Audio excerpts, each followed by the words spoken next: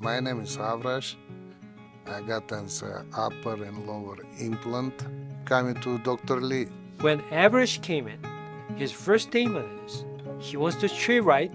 He doesn't want to have things that comes out from his mouth.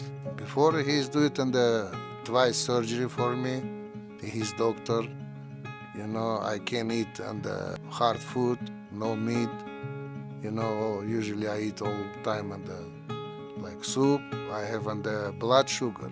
I lose all my teeth. I talk to my family. I talk to my children. So my children said, "Okay, Papa, go to doctor.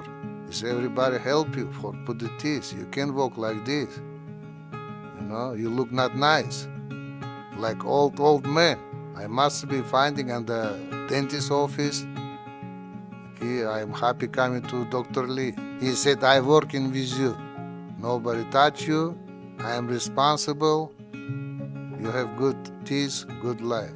And then what he asking for is he wants to have something fixed in his mouth.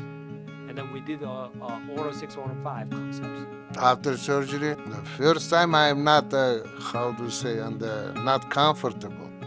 Why? This is different teeth.